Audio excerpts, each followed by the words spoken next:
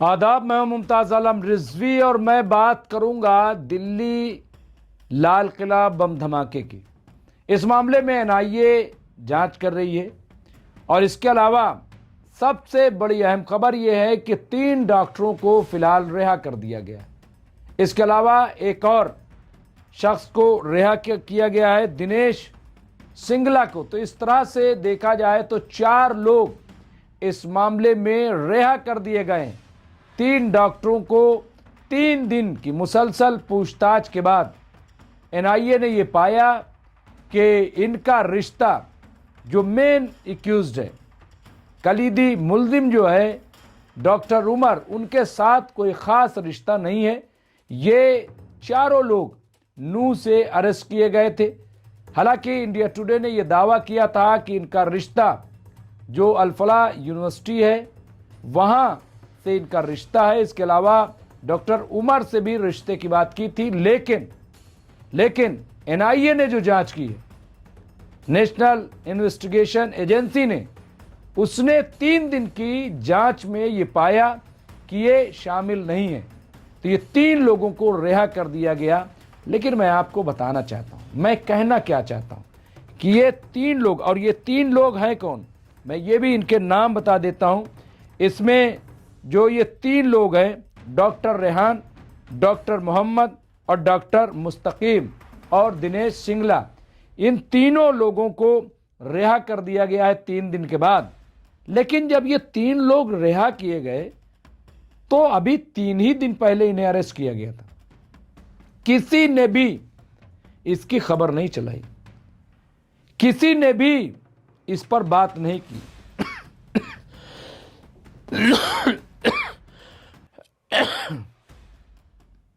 आखिर क्यों बात नहीं होती जब वो रिहा किया जाता है? जब गिरफ्तारी होती है तो नाम गिनाए जाते हैं, ये और सब मुस्लिम क्यों? जब डॉक्टर प्रियंका शर्मा का जिक्र कर दिया जाता है तो मिर्ची लग जाती है। जब दिनेश सिंगला का जिक्र कर दिया जाता है तो मिर्ची लग जाती है। सवाल यह है कि मिर्ची लगने वाली कौन सी बात? अगर मुसलमानों से पूछताछ होगी तो गैर मुस्लिमों से पूछताछ हो गई तो क्या बुराई है? फिर जो हमारे कौमी सलामती के मुशीर हैं डोभाल साहब, उन्होंने क्या बयान दिया? उनका बयान तमाम सोशल मीडिया पे चल रहा है। उन्होंने कहा कि जो पाकिस्तान की एजेंसी है आईएसआई, उसने मुसलमानों से ज़्यादा हिंदुओं को अपॉइंट किया है। हिंदुओं से जासूसी कराने का अपॉइंटमेंट उन्होंने अपने पास रख रखा है। अब ये कोई आम आदमी तो नहीं कह रहा है, ये कौमी सलामती के मुशीर ये बात कह रहे हैं, national security adviser, chief adviser, वो ये बात कह रहे हैं। अब क्या अब भी कोई गुंजाइश है? फिर इसके अलावा आप देखिए कि जासूसी करने वाले जितने ज़्यादातर जो गिरफ्तार हुए हैं वो मुस्लिम नहीं है, गैर मुस्लिम है, उनकी पूरी लिस्ट मौजूद है। तो ये बहस क्यों शुरू कर दी जाती है? अब आप देखिए आज फिर पूरी डिबेट में जो उमर अब्दुल्ला, फारूक अब्दुल्ला और महबूबा मुफ्ती के बयान पे चर्चा हो रही थी कि साहब उन्होंने ये कह दिया कि पाकिस्तान से बातचीत होनी चाहिए, उन्होंने ये कह दिया कि जिस तरह के क्रैकडाउन किया जा रहा है उससे नौजवानों में बेइत्मीनानी पैदा होगी। उस पर पूरी बहस हो गई। मैं कहता हूँ ज़रूर जांच होनी चाहिए, ज़रूर इंक्वायरी होनी चाहिए और मुसलमानों को कोऑपरेट भी करना चाहिए, मैंने ये भी बात कही है।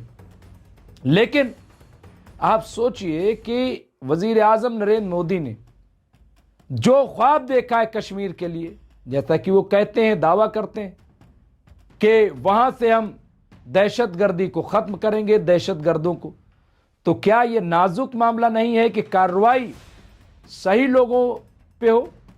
मैंने टीवी डिबेट में एक मिसाल दी, मैंने कहा कि अगर दांत में दर्द है, किसी में कीड़ा लगा है, तो कोशिश ये हो कि वही दांत का इलाज हो, उसी दांत को उखाड़ा जाए, निकाला जाए, या जो भी करना है हो।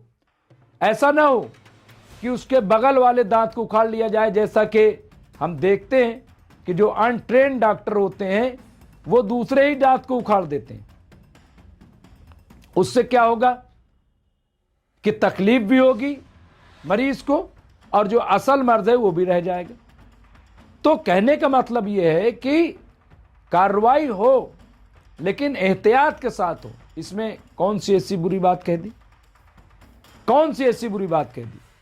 फिर जिस तरह का नैरेटिव सेट किया जाता है हिंदू मुस्लिम का, मैं बार बार ये कहता हूं कि यही तो पाकिस्तान का एजेंडा है कि हिंदुस्तान में ज्यादा से ज्यादा हिंदू मुस्लिम हो, ज्यादा से ज्यादा टकराव हो।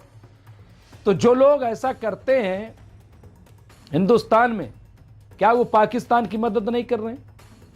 क्यों हिंदू मुस्लिम भाई? दहशतगर्दी के खिलाफ पूरा देश खड़ा है, उसे मुसलमान भी खड़े। कहां नहीं खड़े, कब नहीं खड़े हुए? कौन सा मुसलमान है जो आतंकवाद की हिमायत करता है?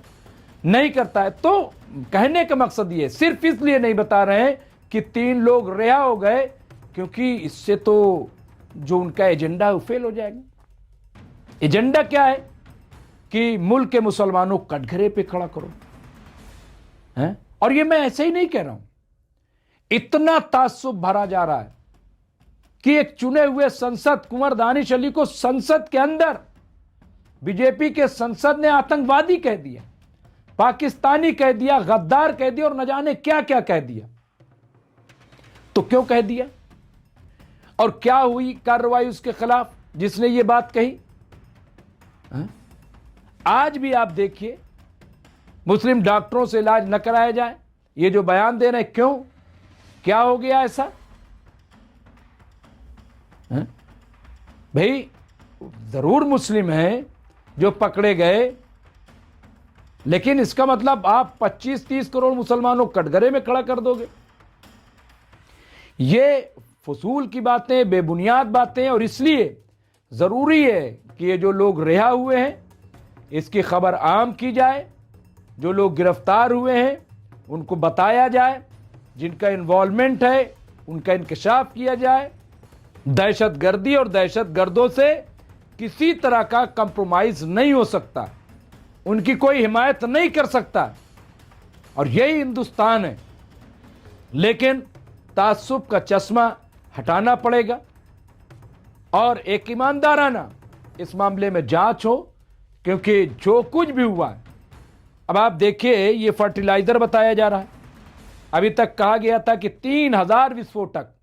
तो अब ये जो 4 लोग छूटे हैं, जिसमें से एक दिनेश चिंगला है, इन्हीं से 300 किलोग्राम फर्टिलाइजर, ये जो यहां पे धमाका खेज मादा। तो अब सवाल यह है कि आप बताइए कि अब ये जब फर्टिलाइजर वाले इनका रिश्ता नहीं है, तो फिर ये जो फरोख्त हुई है वो भी, जो धमाका खेज मादा पकड़ा गया वो भी है, बहुत सारी चीजें आना बाकी। अल-फलाह यूनिवर्सिटी में 1000 बुलडोजर पूरा गिरा दिया। अरे कहां गिरा दिया? क्या कर, वहां अभी ईडी जो है वो कार्रवाई कर रही, छानबीन कर रही है, टेरर फंडिंग को देख रही, सब उसकी तफ्तीश हो रही है, जांच हो रही है। तो हो जाने दीजिए जांच, अपनी एजेंसियों पे एतमाद कीजिए एतमाद। और अगर पकड़े जाएं, अगर निकले, जरूर बुलडोजर चलाया जाए, जरूर उनके खिलाफ कार्रवाई हो, और कोई न खड़ा होगा, नहीं खड़ा होना चाहिए। तो इस तरह की तमाम चीजें हैं, एक अफवाह फैला करके मुल्क के माहौल को नहीं खराब करना चाहिए, और वो काम खास तौर से नहीं करना चाहिए कि जिससे पाकिस्तान फायदा उठाए, जिससे पाकिस्तान खुश हो। कम से कम वो काम, और पाकिस्तान खुश इस बात से होता है कि हिंदुस्तान में हिंदू मुसलमान हो, हिंदुस्तान में हिंदू मुसलमान खूब किया जाए। तो जो लोग भी ऐसा करते हैं, मैं बार बार ये कहता हूं, जो भी हिंदू मुसलमान करेगा वो सीधे सीधे पाकिस्तान की मदद करेगा, चाहे वो जाने में करे या अनजाने में करे, लेकिन वो करता है। इससे बचने की जरूरत है।